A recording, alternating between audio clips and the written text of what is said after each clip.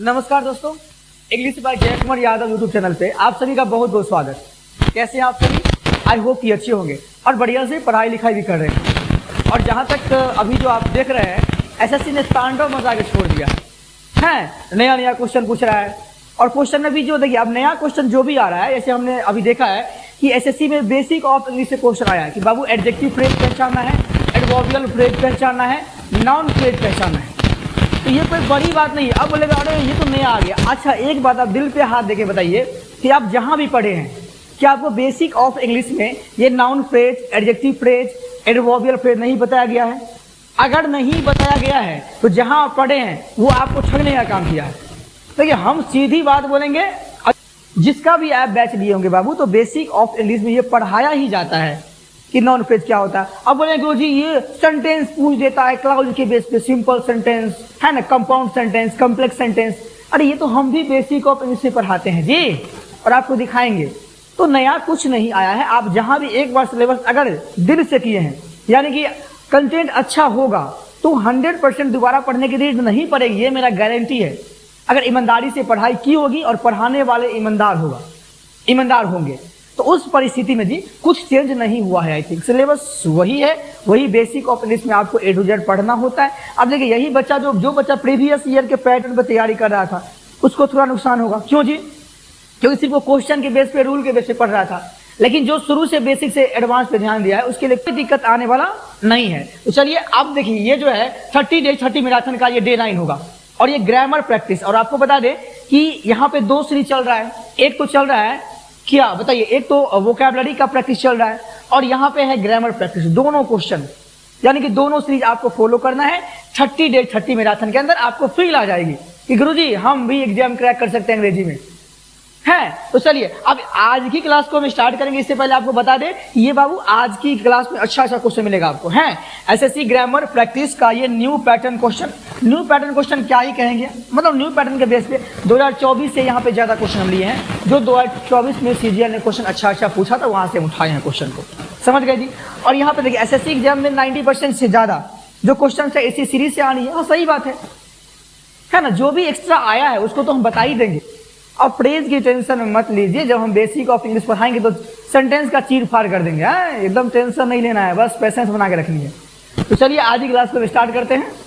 कि अगर आप चाहते हैं हमसे ऑफलाइन पढ़ना, है ना, इंग्लिश बाय जय कुमार यादव, है ना, स्पेशलाइज इन स्पोकन, अगर आपको स्पोकन इंग्लिश करना हो, है ना, या 11th-12th का अंग्रेजी पढ़ना हो, एसएससी बैंकिंग, स्टेट लेवल, या कोई भी कॉम्पिटिटिव एग्जाम की तैयारी करना है, तो आप हमसे जुड़ सकते हैं। मेरा जो यहाँ पे एड्रेस आपको है, ये देखिए, RK ट्रेनिंग सेंटर पंडोल, है ना। यहाँ पे आकर के आप जो है हमसे ऑफलाइन कोचिंग पढ़ सकते हैं। एक बार बेसिक से एडवांस लेवल तक पढ़ाएंगे, फिर पूरे ज़िंदगी में अंग्रेजी नहीं पढ़ना पड़ेगा, है। एक बार पढ़िए, फिर पूरे ज़िंदगी में अंग्रेजी पढ़ने की नीड नहीं पड़ेगी। ये जैसा का कमाल है। देखिए, हमसे अगर कॉन्टेक्ट करना चाह रहे हैं 8434306235, ये मेरा मोबाइल नंबर है। अगर किसी भी तरह की क्वेरी होती है तो आप हमसे, है ना, फ़ोन पे कांटेक्ट कर सकते हैं। इस नंबर से व्हाट्सअप चलता है, वहाँ भी आप जो प्रश्न पूछना हो पूछ सकते हैं। चलिए, तो अब जो है आज की क्लास को स्टार्ट कर। तो आज की क्लास का पहला क्वेश्चन है, जरा इत्मीनान से आप लोग देखेंगे। देखिए, बनाने का प्रयास कीजिए, है ना। पहला क्वेश्चन वर्ड से आ गया, कोई दिक्कत नहीं, इसको भी सॉल्व करने का प्रयास करते हैं। बोलेंगे द ऑथोरिटीज, जो ऑथोरिटीज है ना, वो इंटरेक्टेड का मतलब ये V2 है बाबू। तो पास्ट में बात की थी, या बात किया, क्या किया, विद किनसे जी, अ ग्रुप ऑफ, यहाँ पे है म्यूटिनस स्टूडेंट्स। एक बात समझो, ये जो वर्ड यहाँ पे हाईलाइट किया गया है ना, इसका अपोजिट मीनिंग मुझे खोजना था। क्या करना था जी? इसका मुझे एंटोनिम्स खोजना था। यहाँ पे क्वेश्चन पूरा नहीं लिखा है, आपको बता देते हैं। ये जो यहाँ पे क्वेश्चन है, यहाँ पे जो हाईलाइट किया गया वर्ड को, इसका जस्ट अपोजिट मीनिंग खोजना है। अब कैसे खोजेंगे? तो ये इसका पूरा मीनिंग समझिए। ऑथोरिटी यहाँ पे बाबू नाउन है, नाउन के लिए यहाँ पे आर्टिकल दिया है, कोई दिक्कत नहीं। अच्छा, ये वर्ब का सेकेंड फॉर्म आ गया, तो V2 पास्ट की बात करेगा जी। यहाँ पे V2 है तो V2 किसकी बात करेगा? पास्ट की बात करेगा। एंटोनिम्स हमको इसका एंटोनिम्स ढूंढना है। तो देखो, म्यूटिनस का मतलब क्या होता है बताओ? पता है? म्यूटिनस का मतलब होता है वो पर्सन, वो विद्यार्थी जो डिसओबीडियंट हो, जो आज्ञा न मानने वाला हो, जो किसी का भी आज्ञा मान भी नहीं करेगा। उसको गुरुजी बोला, अरे पानी लेके आओ, अरे हम न जाएंगे, हैं, तो उसे क्या बोलते हैं? म्यूटिनस पर्सन। म्यूटिनस स्टूडेंट बोलेंगे तो यहाँ पे स्टूडेंट्स क्या हो जाएगा बाबू, यहाँ पे नाउन हो जाएगा। क्या हो जाएगा बताओ, यहाँ पे ये नाउन हो जाएगा। और जो नाउन में डिटेल्स करेगा वो क्या बनेगा जी, यहाँ पे देखा जाए तो बोलेंगे एडजेक्टिव बनेगा। कोई दिक्कत? तो बाबू यहाँ पे जो है इसका अपोजिट मीनिंग खोजना है और इसका मतलब क्या होता है जी, बोलेंगे डिसओबीडिएंट। जो क्या हो जी, जो आज्ञा किसी का नहीं मानेगा तो उसे क्या बोलेंगे बताइए, उसे बोलेंगे डिसओबीडिएंट, है ना, OBEDIENT, उसे क्या बोलते हैं, डिसओबीडिएंट पर्सन। तो इसका जस्ट अपोजिट। अच्छा एक बात समझिए कि ये म्यूटिनस का जो सेम मीनिंग, अनरूली भी उसे ही बोलते हैं जो किसी की आज्ञा ना मानेगा। तो इसका सेम मीनिंग आ गया जी, इसका ये सेम मीनिंग आ गया। यहाँ देखिए ये क्या लिखा है, सेडिटियस का मतलब भी वही होता है, ये भी इसका सेनो हो जाएगा, ये भी इसका सिनोनिम्स हो जाएगा। और यहाँ पे ये जो है ना कस्टमेसियस, इसका भी मतलब सर सेम होता है, ये भी इसका सिनोनिम हो जाएगा। तो यहाँ पे 3 मीनिंग तो सेम दे दिया है और हमको जस्ट इसका अपोजिट बोल रहा है बताने के लिए। तो म्यूटिनस का मतलब कि जो किसी का आज्ञा नहीं मानेगा डिसओबीडिएंट होगा। इसका जस्ट अपोजिट क्या हो जाएगा जी, जो ओबीडिएंट है, जो सबकी आज्ञा मानता है, उसे क्या बोलेंगे, ओबीडिएंट है। तो इसका जस्ट अपोजिट बोल रहा था। तो यहाँ पे हम कितना वर्ड सीख गए जी, यहाँ पे एक तो यहाँ पे देखिए अनरूली हो गया, है ना, और यहाँ देखिए सेडिटियस हो गया 2 मीनिंग, यहाँ पे कंटेमेसियस हो गया और यहाँ पे ओबीडिएंट है 3, तो यहाँ पे 4 हो गए। समझ गए? और आगे भी आपको हम अगले स्लाइड में फिर से, है ना, इसका सिनोनिम्स और हम दिखाने का प्रयास करते हैं। तो समझ गए, कोई दिक्कत? क्वेश्चन ऐसे था, इसका जस्ट अपोजिट मुझे देखना था। अब आगे चलते हैं, चलिए अगले स्लाइड पे, जरा अगले स्लाइड को बढ़िया से देखिए। हैं, चलिए अब यहाँ पे जो है वही सेम वर्ड का सेम मीनिंग है, जिसे बोलते हैं सिनोनिम्स। यहाँ देखो बाबू, तो म्यूटिनस का मतलब क्या होता है जी, जो आज्ञा ना मानने वाला, चाहे विद्यार्थी हो चाहे कोई भी हो। अच्छा इसकी सेम मीनिंग की बात करेंगे तो डिफाइंड हो जाता है जी, हैं, डिसओबीडिएंट हो जाएगा, जो आज्ञा ना मानेगा किसी का।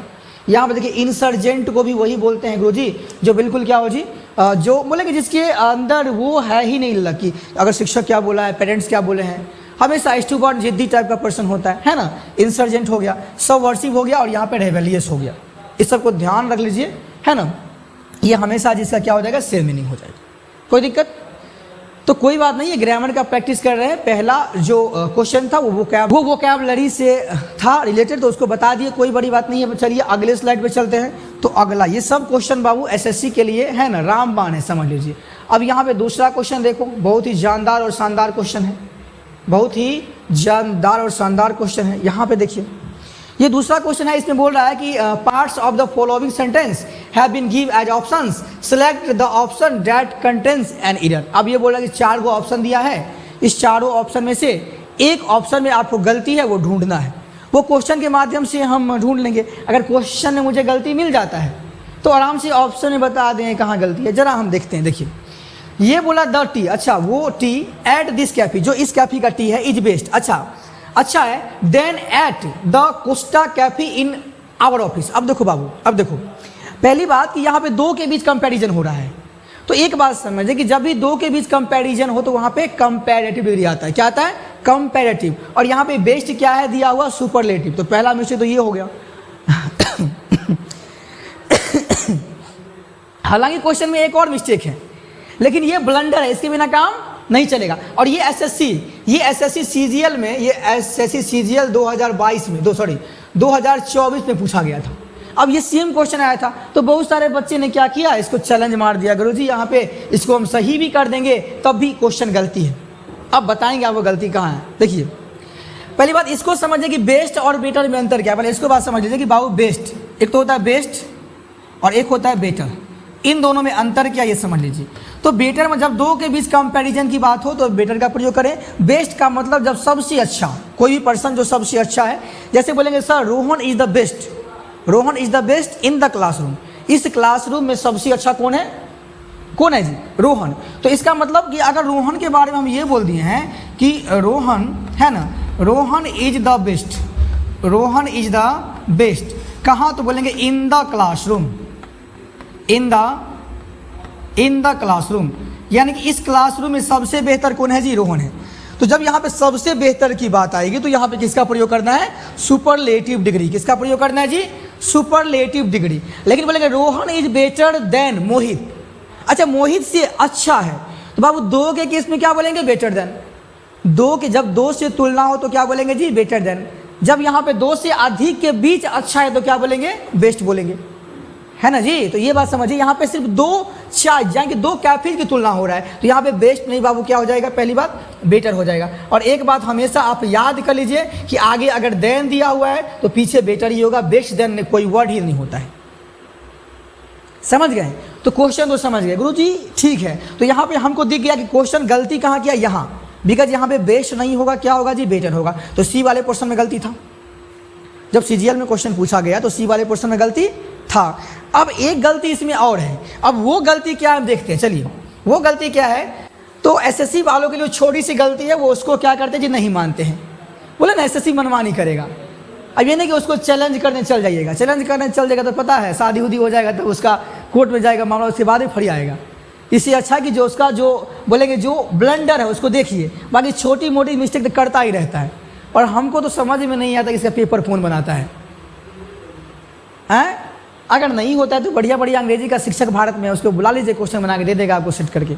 ये इस लेवल का क्वेश्चन है। अब यहाँ पे कोई बात नहीं है, ये छोटी मोटी गलती थी।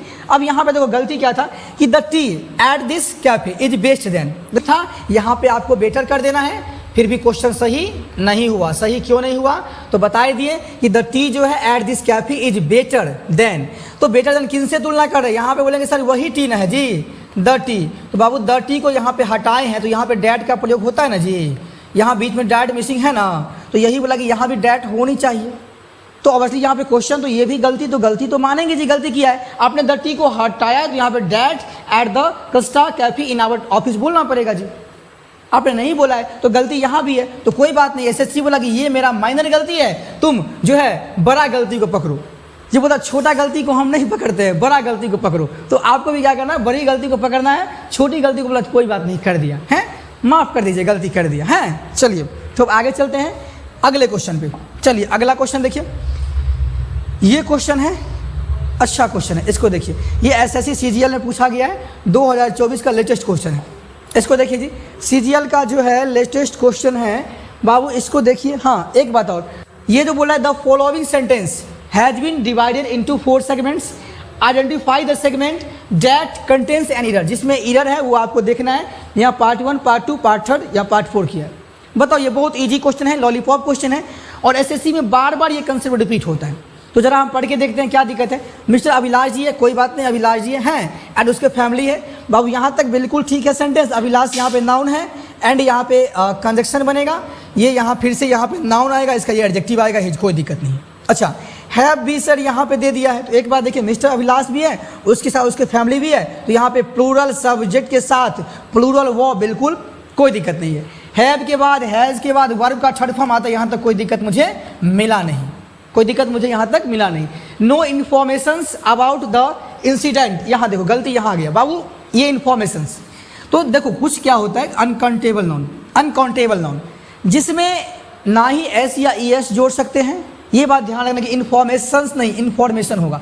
तो कुछ ऐसे अनकाउंटेबल नाउन, यानी कि जो भी अनकाउंटेबल नाउन बनेगा उसका जो वर्ड होता है उसमें ना आप एस या ई एस जोड़ेंगे, और हमेशा उसका ट्रीट हमेशा एज ए सिंगुलर की तरह होता है।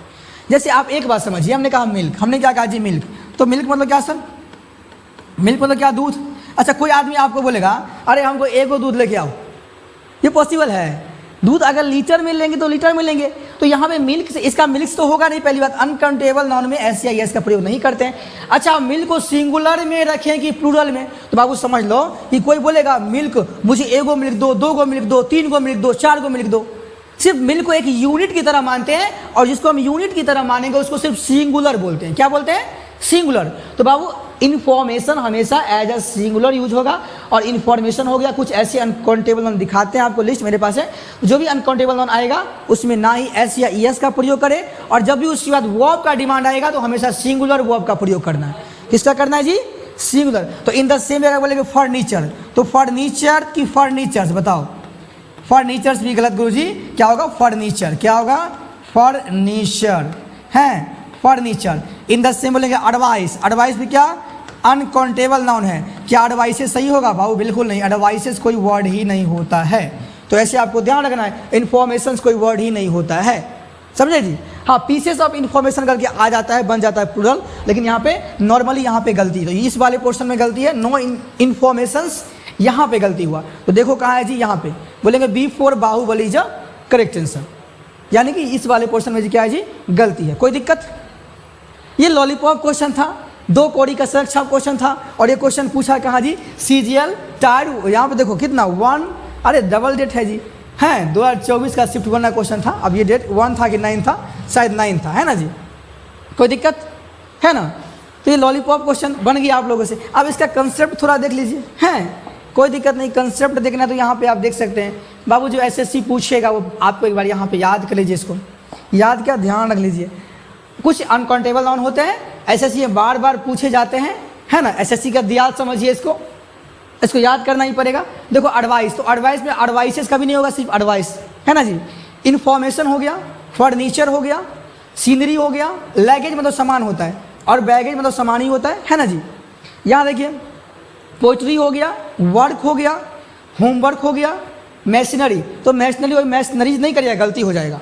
और ये जब भी आएगा तो हमेशा सिंगुलर वर्ब का प्रयोग करें। अगर ये सब्जेक्ट बन जाएगा तो क्या आएगा, सिंगुलर वर्ब, है ना जी। यहाँ देखिए स्टेशनरी हो गया, ज्वेलरी हो गया, हैं ब्रेड हो गया, बाबू साबुन, सोप, ये भी क्या होता है। अब बोलेंगे सर जो सोप होता है उसको काउंट नहीं कर पाते हैं, वो तो उससे क्वांटिटी को बोलते हैं 1 2 ना जी, यानी कि इसमें जो लिक्विड होता है, यानी कि जो कंटेंट होता है उसको हम काउंट नहीं कर पाते हैं, है ना जी, समझे ना जी। यहाँ पे देखिए एविडेंस हो गया, नॉलेज हो गया। आप जहाँ पे नॉलेज जो बोलेंगे सर, न्यूज़ हो गया। देखिए न्यूज़ देखने में लग रहा है क्या सर, प्लूरल, लेकिन हमेशा ये क्या होता है, सिंगुलर, है ना, हमेशा क्या होता है, सिंगुलर, उसे बोलते हैं अनकाउंटेबल नाउन। यहाँ पे डैमेज हो गया, क्लॉथिंग हो गया, विदर हो गया, ट्रैफिक हो गया, रिसर्च हो गया, और कुछ वर्ड इसमें छूट गया है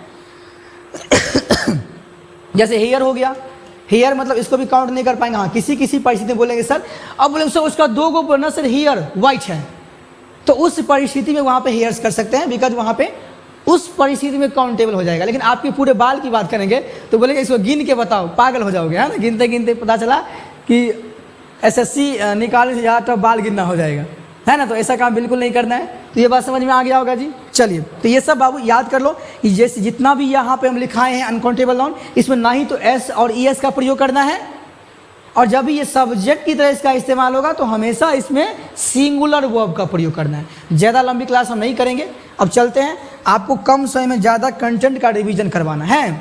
चलिए अगला क्वेश्चन, अब इस वाले क्वेश्चन को देखिए जी, अब इस वाले क्वेश्चन को देखिए, यहाँ पे जो है क्या है, the following sentence has been divided into, वही 4 सेगमेंट्स में किया गया है। आपको क्या करना, identify the segment that contains a grammatical गलती, वही ग्रामेटिकल एरर है उसमें से आपको फाइंड करना है। ये भी CGL 10 तारीख 9वां महीना 24 शिफ्ट 1 का क्वेश्चन है। ये टायर 1 है, तो टायर 1 में पूछा गया, मतलब PT में पूछा गया है, समझ गए जी। अब ये क्वेश्चन देखिए क्या बोला, माई सिस्टर। अब यहाँ पे देखो ये माई सिस्टर है, और उसका नाम यहाँ दिया क्या, जूलियट, है ना।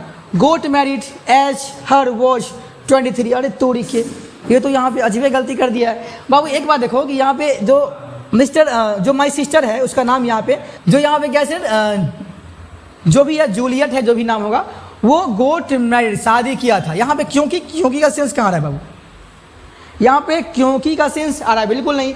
तो मेरी सिस्टर जो जूलियट थी वो, है ना, शादी की थी, बोले यहाँ पे वेन आ जाएगा गुरुजी। और जब यहाँ पे वेन आएगा तो यहाँ पे हर नहीं क्या आएगा, सी, बिकॉज यहाँ पे ये क्या बनेगा, कंजक्शन। और जब कंजक्शन बनेगा तो 2 सेंटेंस को जोड़ेगा। अगर इधर सब्जेक्ट है तो इधर भी क्या बनेगा, सब्जेक्ट बनेगा। तो यहाँ पे सी वॉज 23, जब वो 23 साल की थी, तो मैरिड मतलब शादी की थी, समझ गए। तो यहाँ पे वेन सी का इस्तेमाल हो जाएगा, कहाँ है जी, तो इस वाले पोर्शन में B4 Baahubali is correct answer, है ना जी। यहाँ पे इसका आंसर क्या हो जाएगा, B, समझ गए जी। लॉलीपॉप क्वेश्चन है ना। चलिए अब आगे चलते हैं अगले स्लाइड पे।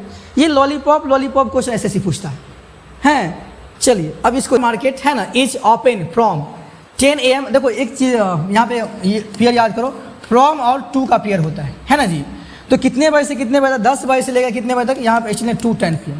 तो यहाँ पे ये हो जाएगा।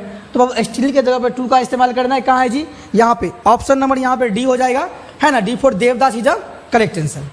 कोई दिक्कत जी, कोई दिक्कत नहीं। तो चलिए अगले स्लाइड पे चलते हैं। ये लॉलीपॉप क्वेश्चन था, ये आज ही क्लास का 6 नंबर क्वेश्चन है। इसको जरा देखिए, ये क्वेश्चन अच्छा क्वेश्चन है, ये क्वेश्चन अच्छा क्वेश्चन है। अब यहाँ पे देखो, मेरा यहाँ ब्रदर क्या है जी, ब्रदर यहाँ पे नाउन हो जाएगा, ब्रदर मेरा है जो नाउन में डिटेल्स करेगा वो क्या बनेगा, एडजेक्टिव बनेगा। मेरा ब्रदर जो दोस्त सॉरी मेरा जो भाई है वो परफॉर्म्ड किया था, एक्सट्रीमली अच्छा परफॉर्म्ड कैसे किया था जी, अच्छा किया था। तो यहाँ पे अगर ये वर्ब है तो वर्ब में डिटेल्स करने वाला मुझे किसकी नीड पड़ेगी बताओ, जो वर्ब को क्वालिफाई करेगा, जो वर्ब में डिटेल्स करेगा उसे क्या बोलते हैं, एडवर्ब बोलते हैं। और यहाँ पे गुड तो एडजेक्टिव होता है, तो यहाँ पे क्या होगा जी, एक्सट्रीमली वेल। क्या हो जाएगा जी, यहाँ पे वेल का इस्तेमाल करना, ये एडवर्ब हो जाएगा। और एक एडवर्ब ही क्वालिफाई कर सकता है, तो यहाँ पे ये भी एडवर्ब हो जाएगा, एक्सट्रीमली, है ना, वेल। तो मेरा जो ब्रदर है perform extremely well in the class test held yesterday, जो कल की बात हो रहा है, जो कल हेल्ड किया गया था ना जी, उसमें जो है बहुत बढ़िया परफॉर्मेंस रहा। समझ गए जी। तो यहाँ पे गुड जो एडजेक्टिव होता है बाबू, यहाँ पे वर्ब को क्वालिफाई करने वाला चाहिए, यहाँ पे एडवर्ब की नीड है और यहाँ पे एडजेक्टिव लिख दिया। अब बताओ, जो बच्चा बेसिक ऑफ लिस्ट नहीं पढ़ा होगा इसको कैसे बना पाएगा जी, कैसे आप याद करिएगा। बिना, इसलिए बोले कि बिना बेसिक पढ़े क्वेश्चन नहीं बनेगा, इसलिए बेसिक पे ध्यान दीजिए। अभी जो बच्चा कूद रहा है, गुरुजी फ्रेज पूछ दिया, नाउन फ्रेज, अरे गधा, नाउन फ्रेज वो बेसिक ऑफ इंग्लिश में हम पढ़ाते हैं। Noun phrase adjective phrase prepositional phrase से होता है। प्रीपोजिशनल फ्रेज के दो टाइप होते हैं, एडजेक्टिव एडवर्बियल। इसके बाद आगे क्लाउज जब बनता है तो वहां बताते हैं क्लाउज के बेस पे सेंटेंस के कितने प्रकार होते हैं। पहला simple sentence, compound sentence, complex sentence, mix sentence.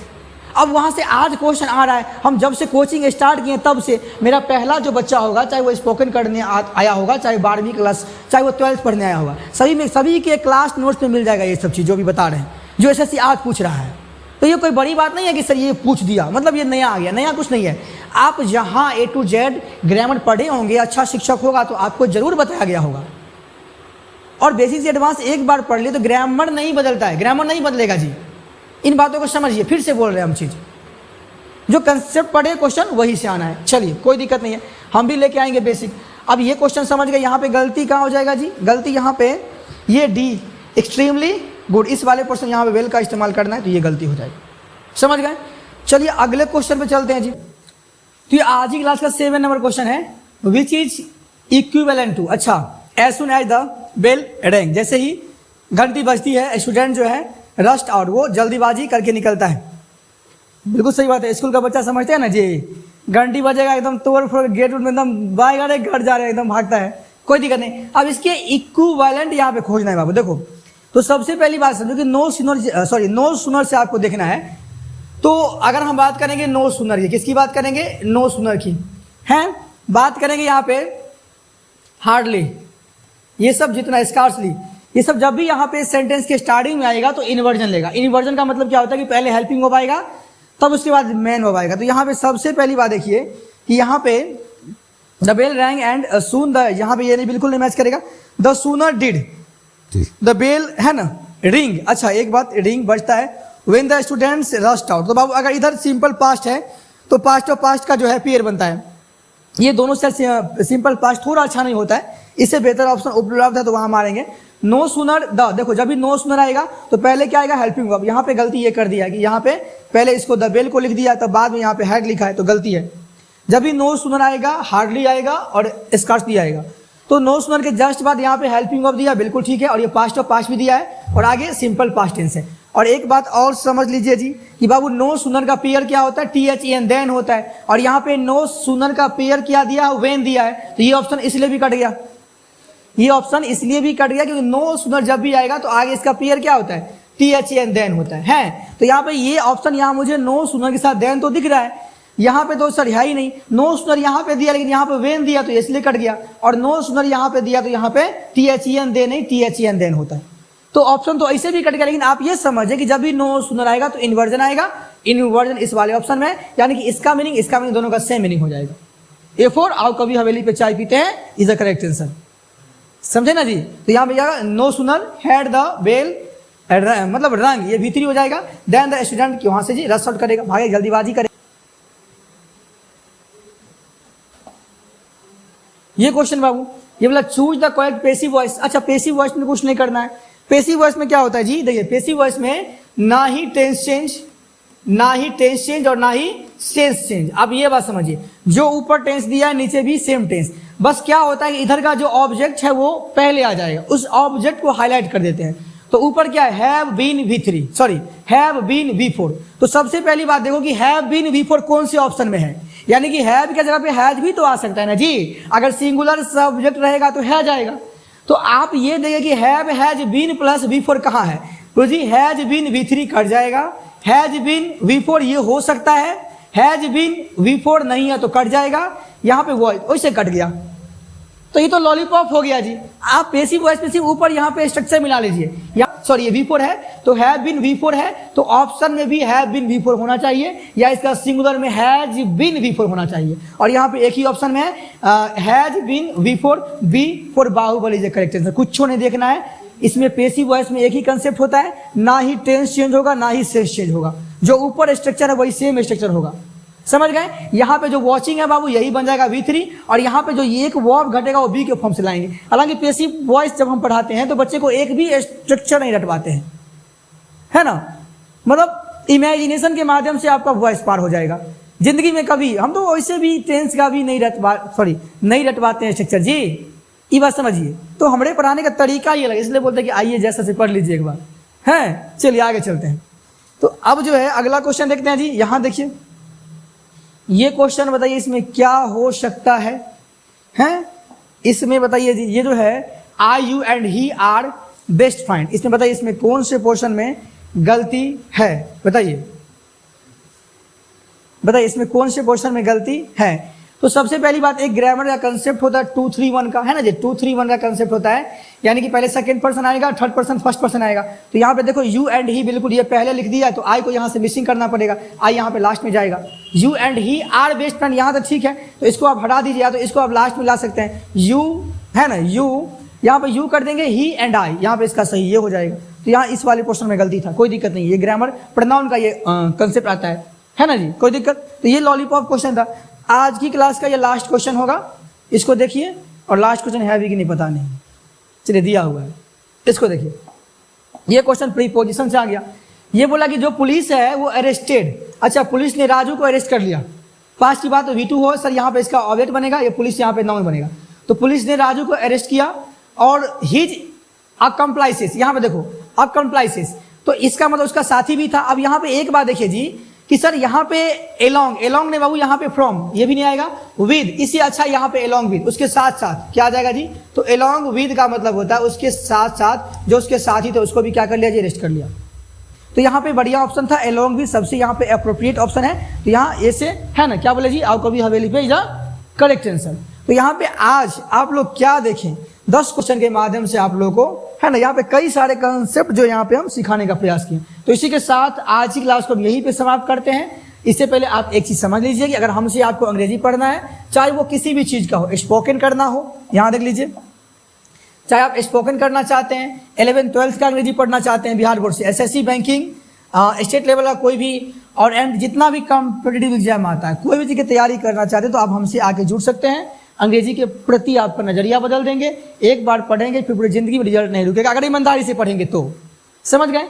और ये मेरा कॉन्टैक्ट नंबर है 8434306235, है ना। मेरा जो एड्रेस है ऑफलाइन कोचिंग का RK training centre Pandaul, near Karpuri Chowk, यहाँ पे आके विजिट कर सकते हैं। तो इसी के साथ हम आज की क्लास को यहीं पे समाप्त करते हैं। अगर आपको ये लेक्चर अच्छा लगा तो लाइक कर दीजिए, और चैनल पे नए हैं तो सब्सक्राइब कर दीजिए, ताकि इस तरह का आगे जो है लेक्चर मिलता ही रहेगा। तो हम चलते हैं, बाय बाय दोस्तों एंड टेक केयर।